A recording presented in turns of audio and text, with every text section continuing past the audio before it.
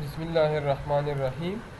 आज के लेक्चर में मैं आप लोगों को 11th क्लास मैथ्स की इम्पॉर्टेंट क्वेश्चन डिस्कस करता हूँ। ठीक है, जो क्वेश्चन इम्पॉर्टेंट है पेपर के हवाले से, क्योंकि मंडे को आप लोगों का पेपर है, तो अक्सर स्टूडेंट्स मुझसे पूछते हैं कि आप इम्पॉर्टेंट जो प्रॉब्लम है वो डिस्कस कर लें। ठीक है, मैं सिर्फ आपको बताता हूँ, ज़रूरी नहीं है कि ये क्वेश्चन आ जाए, लेकिन मैं सिर्फ तरीका समझाता हूँ। ठीक है, आप उस पर अमल कर ले तो उम्मीद है कि आपका पेपर अच्छा हो जाएगा। ठीक है, बाकी आपकी तैयारी अच्छी होनी चाहिए। ठीक है, मैं जो क्वेश्चन बताता हूँ, तो अगर किसी की तैयारी सही नहीं हो और टाइम उसके साथ कम हो तो वो इसी तरीके से तैयारी कर सकता है। बाकी अच्छी बात यह है कि पूरा बुक बंदा कवर कर ले। ठीक है, तैयारी अच्छी तरीके से कर ले। ठीक है, तो मैं स्टार्ट लेता हूँ एक्सरसाइज 1.1 से। तो एक्सरसाइज 1.1 में ये जो नज़र आता है, प्रूव दैट, ये question number 2, prove that i power 107 plus i power 112 plus i 122 plus i power 153 is equal to 0। ठीक है, ये इंपॉर्टेंट क्वेश्चन है, ये आपने कवर करना है। ठीक है, इसके बाद आपने आना है क्वेश्चन नंबर 6 की तरफ। तो नंबर 6 में है perform the indicated division and write the answer in the form of a plus b iota. ठीक है, ये ऑलरेडी मैंने अपने चैनल में सॉल्व की है। ठीक है, तो क्वेश्चन नंबर 6 में आप ट्राई कर लें कि एक या दो क्वेश्चन आप इसमें ख़ासतौर पर पार्ट नंबर 1 और पार्ट नंबर 3 आप इसमें कवर कर लें। ठीक है, एक क्वेश्चन भी आप सॉल्व कर लें तो तरीका आपको क्लियर हो जाएगा। इसके बाद आप यहाँ पे क्वेश्चन नंबर 9 और 10, यहाँ पे क्वेश्चन और 9 point the conjugate of this and find this. ठीक है, तो 9 और 10 भी आपने कवर करना है। इसके बाद मैं जाता हूँ एक्सरसाइज 1.2 की तरफ। ये सारे क्वेश्चन ऑलरेडी मैंने सॉल्व की है।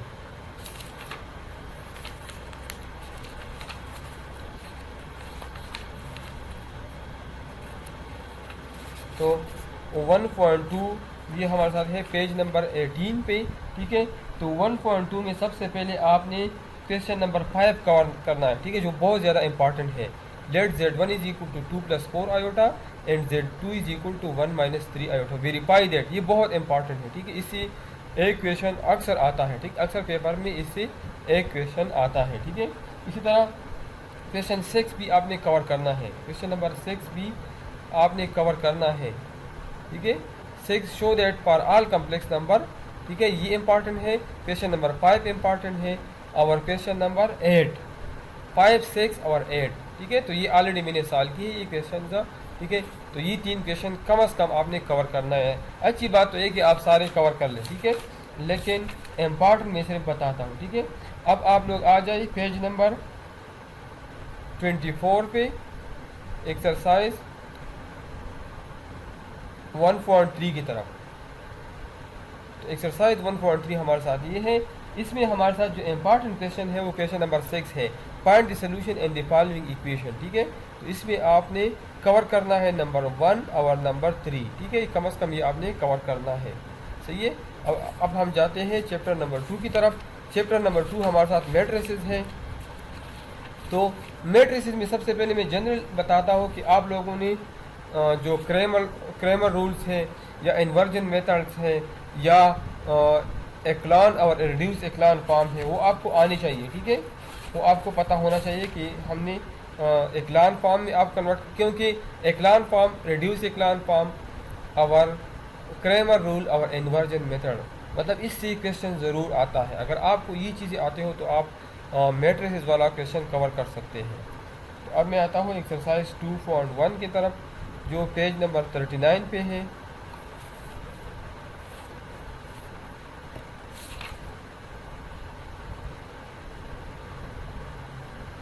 पेज नंबर 39 और 40। तो इसमें आप जो कवर करने जो क्वेश्चन आपके हैं वो क्वेश्चन नंबर 9 है, जो बहुत इंपॉर्टेंट है। Verify that A B whole transpose is equal to B transpose A transpose. ठीक है, क्वेश्चन नंबर 9 और question number 13। Question number 13, if A is a square matrix of order 3 then show that A plus A transpose is symmetric और A minus A transpose is skew symmetric. ठीक है, तो exercise 2.1 में question number 9 और 13 ये बहुत ज़्यादा important है। अब आ जाए एक्सरसाइज 2.2 की तरफ।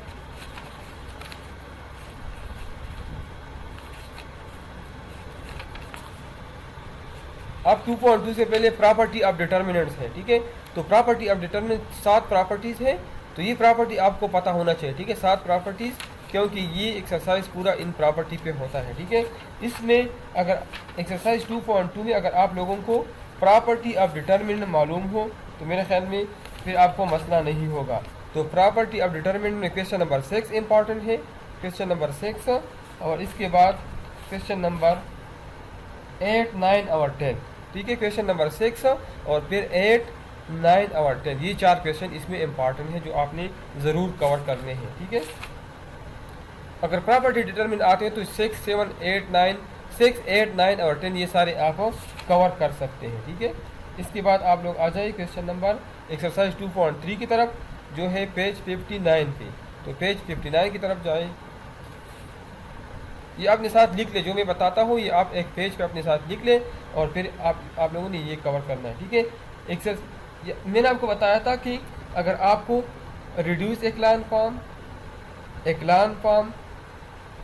इन्वर्जन मेथड, और क्रेमर रूल्स, और इस तरह ये प्रॉपर्टी ऑफ, अगर ये आपको आते हो तो आप मेरे ख्याल में बाकी एडिशन ऑफ मैट्रिक्स वो बहुत आसान चीज़ है, आपको उसमें मसला नहीं होना चाहिए, ठीक है।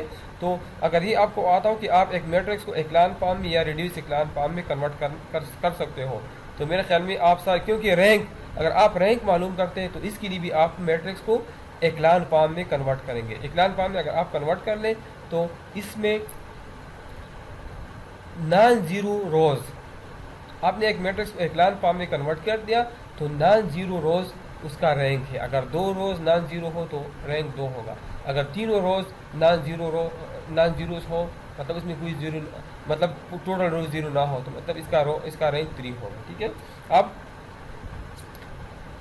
यहाँ पे एक्लान फॉर्म में, अब एक्लान फॉर्म मालूम करने का तरीका क्या है, एक्लान फॉर्म या रिड्यूस एक्लान फॉर्म कन्वर्ट करना किस तरह आप कन्वर्ट करेंगे, ठीक है। तो जब आप स्टार्ट लेते हैं, ये आप नोट कर लें, जब आप स्टार्ट लेते हैं तो ये 1 के नीचे जो 2 एलिमेंट 2 और 3 आपको नज़र आते हैं, सबसे पहले इसको आप ज़ीरो कर दें।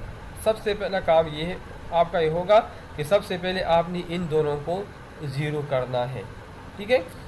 जब इन दोनों को आप ज़ीरो कर लें, ठीक है, ये 1 होना चाहिए, ये 1 होना चाहिए और ये 1। अमूमन हमारे साथ रेडियस इस्लाम में ये 3 1 होते हैं, बाकी सारी 0 होते हैं। जब ये दोनों आप 0 कर लें तो इसके बाद आप ट्राई कर लें कि आप इस 4 को और इस 3 को आप 0 कर लें, ठीक है।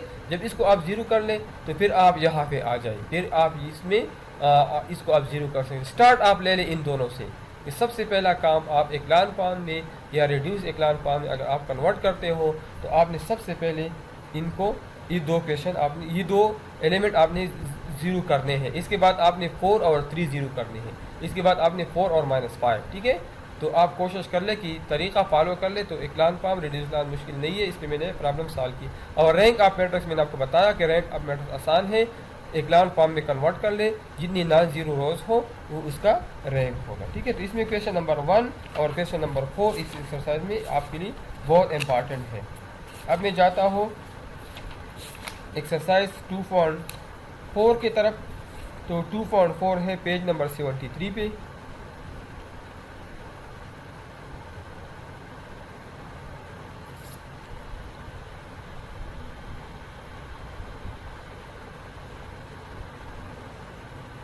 पेज नंबर 73, ठीक है, ये है। तो यहाँ पे मैंने आपको बताया था कि सबसे पहले ये मैट्रिक्स इन्वर्जन मेथड, तो इस पे एक क्वेश्चन सॉल्व कर ले। गॉस एलिमिनेशन मेथड पे एक क्वेश्चन सॉल्व कर ले, ठीक है। हम ज़्यादातर क्रेमर रूल आते हैं, ठीक है, ज़्यादातर इसमें क्रेमर रूल आते हैं, लेकिन आपने इन्वर्जन मेथड और गॉस एलिमिनेशन मेथड ये भी आपने कवर करना है, ठीक है। बाकी इसमें मसला नहीं, बाकी ये सारे है। लैम्डा मालूम कर ले अगर इसका ट्राइवल सोल्यूशन हो, तो इस आपको पता है इसका ट्राइवल सोल्यूशन, आप ट्राइवल सोल्यूशन ले लें और लैम्डा की वैल्यू मालूम कर लें। तो ये आप किसी भी तरीके से कर सकते हैं, आसान है, और मैंने अपने चैप्टर उसमें सॉल्व किया, ठीक है। तो चैप्टर नंबर 2 में आप लोगों ने ये क्रेमर रूल, गॉस और जॉर्डन मेथड और इन्वर्जन मेथड, ठीक है, और एक्लान फॉर्म, रिड्यूस एक्लान फॉर्म, ये चीज़ें आपको आनी चाहिए, ठीक है। और प्रॉपर्टी ऑफ डिटर्मिनेंट्स, ये बहुत ज़्यादा ज़रूरी है। अब चैप्टर नंबर 3 वेक्टर की तरफ। चैप्टर नंबर 3 हमारे साथ वेक्टर्स है।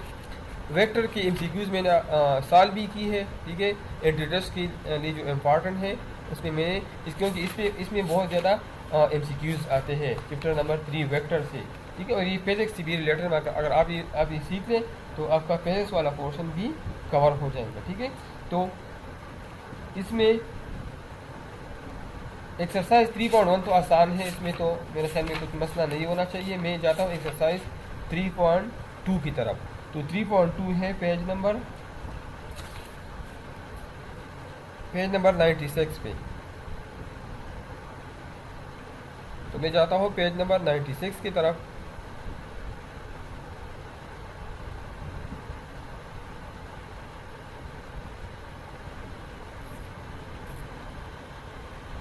जी यहाँ पे जो इम्पॉर्टेंट क्वेश्चन है वो 5 है, 6 है, ठीक है। तो 5 नंबर 5 में है find the length of vector a b, ठीक है। और नंबर 6 जो है ये बहुत ज़्यादा इंपॉर्टेंट है। नंबर 6 इसका मैक्सिमम चांसेस है क्योंकि ये बहुत ज़्यादा इंपॉर्टेंट क्वेश्चन है, क्योंकि यहाँ पे हमें पैरेललोग्राम के ए बी और सी वर्टिसेस गिवन है और डी रिक्वायर्ड है। तो ये क्वेश्चन आप डिस्टेंस फार्मूला पे ना करिए, मिड पॉइंट फार्मूला पे ये मैंने किया है, और ये आप कर लें मिड पॉइंट फार्मूला पे, ठीक है। और ये आपने ज़रूर कवर करना है क्वेश्चन नंबर 6, ठीक है।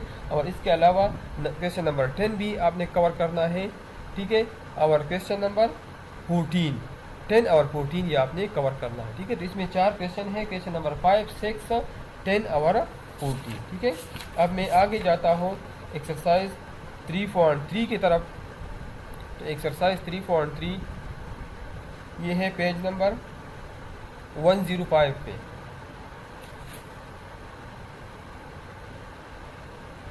ठीक है। तो इसमें नंबर 3 क्वेश्चन नंबर 3 है find the angle between the following pair of vector. ये बहुत ज़रूरी है, आपने कवर करना है, एंगल मालूम करना इन दोनों वेक्टर के दरमियान, ठीक है। इस तरह क्वेश्चन नंबर 12 और 13 आपने कवर करना है। Prove that the angle in a semi circle is a right angle और prove that perpendicular bisector of the side of a triangle are concurrent, ठीक है। तो ये 2 क्वेश्चन आपने ज़रूर इसमें कवर करना है, ठीक है। एक्सरसाइज 3.4 की तरफ मैं जाता हूँ, ठीक है। 3.4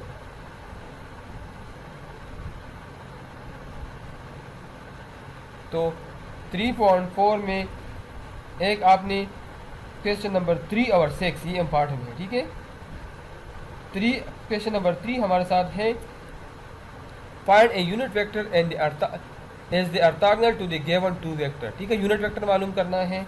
और नंबर 6 है a force F is equal to 3i - 2j + 5 k act on a particle 1 - 2 to find the moment और टार्क। कभी हमारे साथ इस तरह क्वेश्चन आता है कि मोमेंट मालूम कर लें, और कभी आता है वर्क मालूम करें। तो वर्क है dot product of force and displacement, W is equal to F dot D, वहाँ पे आप डॉट प्रोडक्ट मालूम करेंगे। और जहाँ पे टार्क रिक्वायर्ड हो तो वहाँ R क्रॉस F, यहाँ पे क्रॉस प्रोडक्ट, लेकिन क्रॉस प्रोडक्ट में पहले R लिखेंगे पोजीशन वेक्टर और फिर F लिखेंगे, ठीक है। और जब वर्क हो तो वर्क हमारे साथ F डॉट D है, तो वर्क के लिए आप डॉट प्रोडक्ट यूज़ करेंगे, और मोमेंट या टार्क के लिए आपने मोमेंट के लिए आपने क्रॉस प्रोडक्ट यूज़ करना, ठीक है। और क्वेश्चन नंबर 9 भी इंपॉर्टेंट है find the area of a parallelogram whose diagonal, अगर डायगोनल गिवन हो तो एरिया मालूम करना, ठीक है। और जो इसके आगे आखिर एक्सरसाइज है एक्सरसाइज 3.5, इसमें 3 चीज़ें अहम है। जहाँ पे स्केलर ट्रिपल प्रोडक्ट है, scalar A dot B cross C, और A dot B cross C हम किस तरह मालूम करते हैं, ये आप देख लीजिए। यहाँ पे जहाँ पे मैंने माउस रखा है 1 3 5 - 3, तो यहाँ पे A वेक्टर को पहले रो में लिख लें, इसके कोएफिशिएंट, B वेक्टर की कोएफिशिएंट दूसरी रो में लिख लें, और C की तीसरी रो में। तो ये A ट्रिपल प्रोडक्ट है और इसका डिटरमिनेंट मालूम करें, तो ये ट्रिपल प्रोडक्ट है। तो ये हमारे साथ है area of parallelogram, area of parallelogram के आप इसी स्केलर प्रोडक्ट की से मालूम करेंगे। और दूसरा है एरिया ऑफ टेट्राहेड्रॉन, तो एरिया ऑफ टेट्राहेड्रॉन है 1/6 इनटू द, मतलब इससे जो आ जाए इसको आप 6 पे डिवाइड कर लें, इससे जो आंसर आ जाए उसको 6 पे डिवाइड करें। तो ये बहुत इंपॉर्टेंट है पैरेललोग्राम का एरिया मालूम करना। तो ये पैरेललोग्राम का एरिया है, अगर इसको आप इससे जो आंसर आ जाए इसको अगर आप 6 पे डिवाइड कर ले तो ये एरिया ऑफ टेट्राहेड्रॉन है, ठीक है। तो इस एक्सरसाइज में ये 2 चीज़ें बहुत ज़्यादा इंपॉर्टेंट है। अब मैं जाता हूँ sequence and series. Sequence series में मैं क्वेश्चन नहीं बताता हूँ, मैं जनरली आपको तरीका बताता हूँ कि सबसे पहले हमारे साथ इसमें 3 तीन सीक्वेंसेस है, एक को हम कहते हैं अर्थमेटिक सीक्वेंस या अर्थमेटिक प्रोग्रेशन, एक हमारे साथ है ज्योमेट्रिक सीक्वेंस या ज्योमेट्रिक प्रोग्रेशन, एक हमारे साथ है हार्मोनिक सीक्वेंस और हार्मोनिक प्रोग्रेशन। सबसे पहले इम्पॉर्टेंट बात इस चैप्टर में कि आपको अर्थमेटिक सीक्वेंस का फार्मूला आता हो, ज्योमेट्रिक सीक्वेंस का फार्मूला, जहाँ इस तरह हमारे साथ अर्थमेटिक सीक्वेंस का फार्मूला है A N is equal to A1 + n-1 into D. इस तरह हमारे साथ ज्योमेट्रिक सीक्वेंस का फार्मूला है n is equal to A(n)r⁻n-1।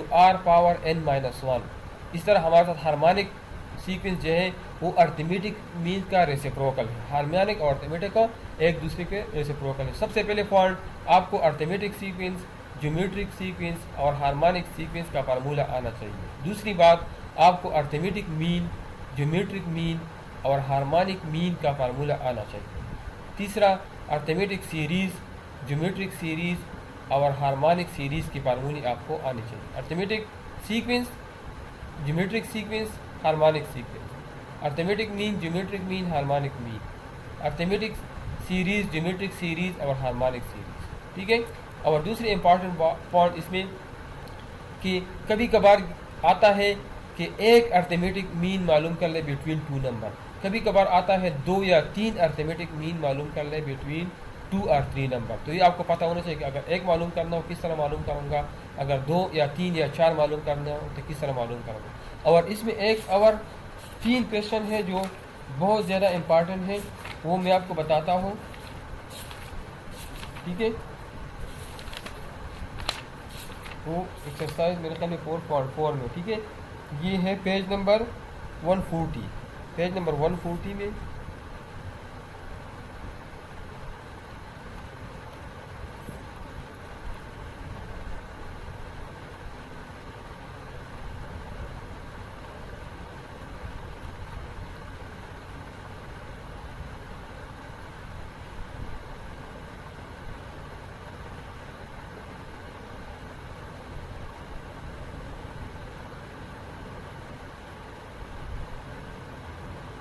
ये 140 है, ठीक है।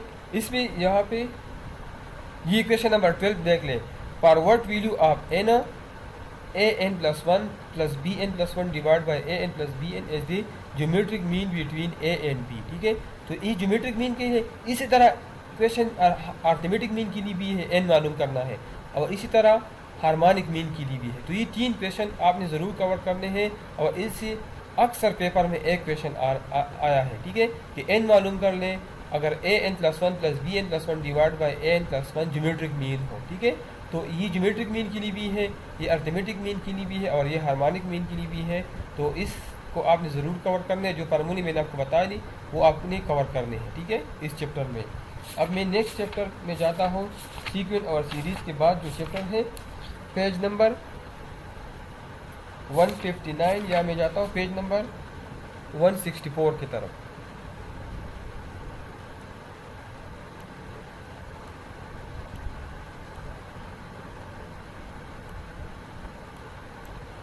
पेज नंबर 164 पे एक्सरसाइज 5.1 है।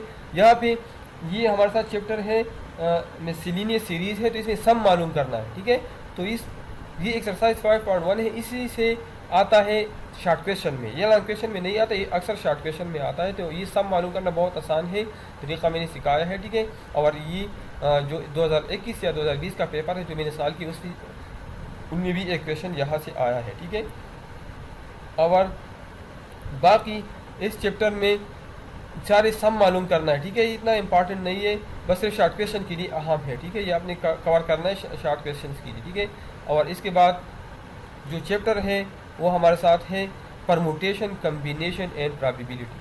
अक्सर स्टूडेंट प्रोबेबिलिटी कवर नहीं करते, ठीक है, ये अक्सर चॉइस में छोड़ते हैं। मैंने अपने चैनल में ये पूरा चैप्टर किया है, पूरा मैथ्स का कोर्स मैंने किया है। परमुटेशन एंड कम्बिनेशन एक हमारे साथ फार्मूला है NCR का, और एक है NPR का। तो NCR का फार्मूला NPR, परमुटेशन का NPR है और कम्बिनेशन का NCR। ये दोनों फार्मूले आपको ज़रूर, अक्सर ये फार्मूला आता है कि आप शॉर्ट क्वेश्चन में अक्सर ये आता है। और इस यहाँ पे एक चैप्टर नंबर 6 में मैं आपको एक क्वेश्चन बताता हूँ जो बहुत इम्पॉर्टेंट है, जो अक्सर पेपर में आता है। वो एक्सरसाइज 6.3 में है, ठीक है, पेज नंबर 189 पे।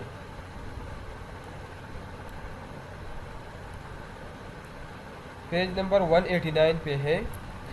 ये क्वेश्चन नंबर 2 और 3, ठीक है, बल्कि क्वेश्चन नंबर 1, 2, 3 इससे ज़रूर पेपर में आता है, हर पेपर में इससे एक क्वेश्चन आता है, तकरीबन हर पेपर में इन 3 क्वेश्चन से एक पार्ट ज़रूर आता है, ठीक है।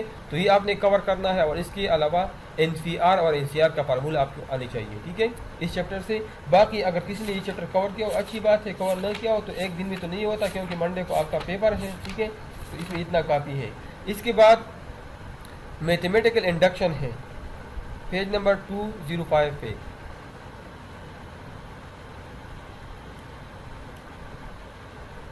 ठीक है, तो इसमें सबसे पहले एक्सरसाइज 7.1 है। तो एक्सरसाइज 7.1 में मैथमेटिकल इंडक्शन है। मैथमेटिकल इंडक्शन के 3 स्टेप्स हैं। ज़रूर इन मैथमेटिकल इंडक्शन से एक क्वेश्चन आता है। तो 3 स्टेप्स में सबसे पहला स्टेप ये है कि आप n is equal to 1 put, step 1 आप इसको लिख लें, n इज इक्वल टू 1। तो right hand side left hand side दोनों में n की जगह 1 पुट कर ले तो रिजल्ट सेम आएगा। तो आप लिख लें कि इट इज़ ट्रू पर n इज इक्वल टू 1। फिर सपोज करें n is equal to k के लिए, n की जगह k पुट, इसके लिए सपोज कर ले। और स्टेप नंबर 3 में लिख लें नाउ वी विल प्रूव पर n is equal to k plus 1। इसमें एक इंपॉर्टेंट बात मैं आपको बताता हूँ कि इसमें 3 स्टेप्स हैं। पहला स्टेप सिर्फ n की वैल्यू 1 पुट करनी है, दूसरा स्टेप n की जगह k पुट करनी है, ठीक है। तो ये 2 स्टेप तो इतनी आसान है, तो इसमें कोई मसला नहीं है, ठीक है। अगर किसी स्टूडेंट को ये क्वेश्चन नहीं आता हो और करना हो, मजबूरी हो, तो 2 स्टेप कर ले। इस तरह ना कि पूरा क्वेश्चन आप छोड़ दें, क्योंकि अगर 2 स्टेप आप कर ले कम से कम आपको आधे मार्क्स मिलेंगे, ठीक है। तो इसके 3 स्टेप्स हैं। तो एक क्वेश्चन मैथमेटिकल इंडक्शन से आता है, सबसे पहले n की जगह 1 पुट कर ले, फिर n k के लिए सपोज कर ले और k पुट कर ले, और स्टेप 3 में k प्लस 1 के लिए साबित कर ले, ठीक है। तो इससे ज़रूर एक क्वेश्चन आता है। तो इस पर आप 2-3 क्वेश्चन इससे आप कवर कर लें, ठीक है। एक्सरसाइज 7.2 जो है वो बायनॉमियल फार्मूला है, बायनॉमियल एक्सपेंशन वाला फार्मूला है, ठीक है, एक्सपेंड बाय बायनॉमियल थ्योरम, ठीक है। तो इससे ज़रूर एक क्वेश्चन आता है, और इसमें 2-3 चीज़ें आपने कवर करनी। एक, आपने एक्सपेंड करना है बायनॉमियल थ्योरम पे ताकि आपको फार्मूला आता हो। दूसरा आता है कि कोएफिशिएंट आप थर्ड टर्म मालूम कर लें, या 4 find the coefficient of x23 का कोएफिशिएंट मालूम कर लें। तो ये क्वेश्चन नंबर 4। और एक आता है question find the constant term, और एक आता है फाइंड द मिडल टर्म।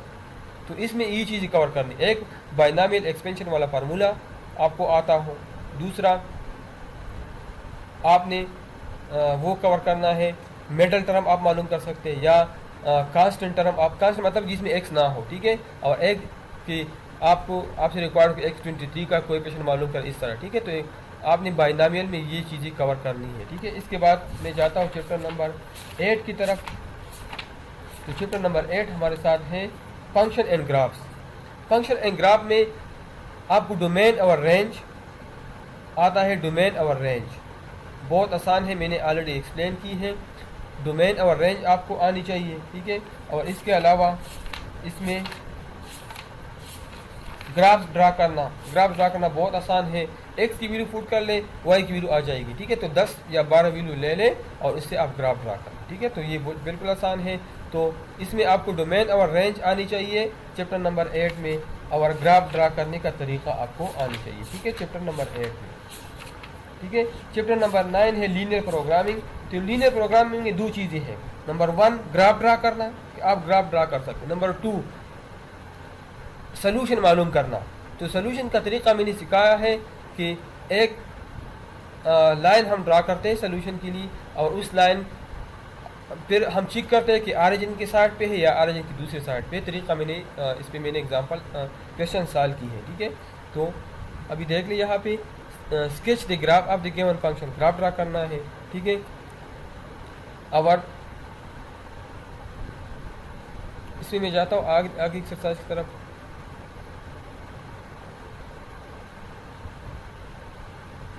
ये देख लें, यहाँ से आपने सोल्यूशन मालूम करना है, ठीक है। तो ये लाइन आप ग्राफ की मदद से ड्रा करें, मतलब ग्राफ, और फिर आप चेक कर लें कि मेरा सोल्यूशन कहाँ पे है, ठीक है। मेरा सोल्यूशन कहाँ पे। अब इस क्वेश्चन इसको आप देख लें, ठीक है। आपने 2 लाइन ग्राफ की ड्रा की, यहाँ पे आपको 2 इक्वेशन गिवन है, तो एक का ग्राफ ड्रा कर लें, फिर दूसरे का ड्रा कर लें, फिर आप चेक कर लें कि सोल्यूशन ऑरिजिन साइड पे या ऑरिजिन की दूसरी साइड पे है। तो अगर ऑरिजिन साइड पे हो तो यहाँ पे स्ट्रेट लाइन ड्रा कर लें इस लाइन से। आप इस लाइन के लिए चेक कर लें, अगर इसका भी ऑरिजिन साइड पे हो तो आप उसकी लाइन भी ड्रा कर लें। फिर जहाँ पे दोनों लाइन कॉमन हो वो सोल्यूशन हो, जहाँ पे दोनों के लाइन कॉमन हो वो सोल्यूशन होगा, ठीक है। तो इसमें लीनियर प्रोग्रामिंग में आपका स्केल ग्राफ्स ड्रा करने का है, ठीक है, कि आपने ग्राफ्स की मदद से आपने सोल्यूशन मालूम करना है। चैप्टर 9 में, ठीक है, ये तो 8 है, ठीक है। चैप्टर 9 में, चैप्टर 9 हमारे साथ लीनियर प्रोग्रामिंग है, ठीक है। तो इसमें ये 2 चीज़ें आपने कवर करनी है। अब मैं जाता हूँ चैप्टर नंबर 10 की तरफ। चैप्टर नंबर 10 ट्रिग्नोमेट्री है। तो चैप्टर नंबर 10 हमारे साथ बी ट्रिग्नोमेट्री है, और मेरे ख्याल में चैप्टर नंबर 11 बी ट्रिग्नोमेट्री है।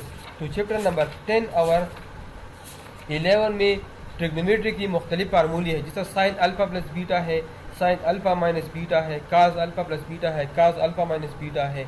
इस तरह डबल एंगल फार्मूले है, वो आपको आनी चाहिए। इस तरह area of triangle, any triangle, ठीक है, मुख्तलिफ फार्मूले हैं। तो अगर ये फार्मूले आपको आते हो तो मेरे ख्याल चैप्टर नंबर 10 और 11 में सिर्फ फार्मूलीज हैं। अगर आपको फार्मूले आते हो तो आप सॉल्व कर सकते हैं। चैप्टर नंबर 11 में एक और बात है कि एंगल ऑफ एलिवेशन और एंगल ऑफ डिप्रेशन आपको आनी चाहिए। दूसरा सोल्यूशन ऑफ ट्राइंगल है, तो सोल्यूशन ऑफ ट्राइंगल में मुख्तलिफ फार्मूले हैं, एरिया ऑफ ट्राइंगल मालूम करना, ठीक है। तो ये चीज़ें आपको पता होना चाहिए, ठीक है। और कभी कभार इस तरह आता है कि साइड मालूम कर या एंगल मालूम कर लें, ठीक है, तो ये आपको आनी चाहिए, ठीक है। तो मेरे ख्याल में इतना काफ़ी होगा। आपके जहन में कोई सवाल हो तो आप मुझसे पूछ सकते हैं। जो पॉइंट मैंने आपको बता दी वो वीडियो आप सुन लें, वो आपके अपने साथ एक कागज़ पे लिख लें, और फिर वही इसके मुताबिक आप प्रॉब्लम तैयारी कर लें। कल आपके साथ सिर्फ संडे एक दिन है, एक दिन में आपने पूरी तैयारी करनी है। तो जो पॉइंट्स मैंने आपको बता दी, ठीक है, तो आप लोग वो पॉइंट नोट कर लें, एक कागज़ पे लिख लें, और फिर इसके मुताबिक आप कल तैयारी कर लें, ठीक है। तो मेरे ख्याल में आपका पेपर अच्छा होगा, और हमारी दुआएं हुई कि आप पेपर अच्छा कर लें, खूब तैयारी कर लें, ठीक है। पेपर कॉन्फिडेंस से कर लें। अक्सर लोगों से गलती इसमें होती है कि पेपर के दौरान उस पर टेंशन आता है, ठीक है। तो बिल्कुल रिलैक्स पेपर कर लें, टेंशन ना लें, ठीक है। और एक बात, अगर आप पेशावर बोर्ड हो या मलाकंड बोर्ड हो या स्वात बोर्ड हो या पंजाब में जहाँ भी आपका बोर्ड हो, आपका पेपर हो जाए तो मेरे साथ ज़रूर शेयर कर लें, ठीक है, ताकि मैं अपने चैनल में सॉल्व कर लूँ नेक्स्ट स्टूडेंट के लिए, ठीक है। तो आप जिस बोर्ड से भी आपका ताल्लुक़ हो तो आप अपना पेपर मेरे साथ शेयर कर लें, ठीक है। या यूट्यूब लिंक कमेंट में शेयर करते हो, या अगर वहाँ पे नहीं तो मुझे मैसेज कर ले। जो बंदा शेयर करना चाहता है पेपर, मुझे मैसेज कर ले, मैं अपना व्हाट्सएप नंबर आपको बताऊँगा, तो वहाँ पर आप लोगों ने शेयर करना, ठीक है। Thank you.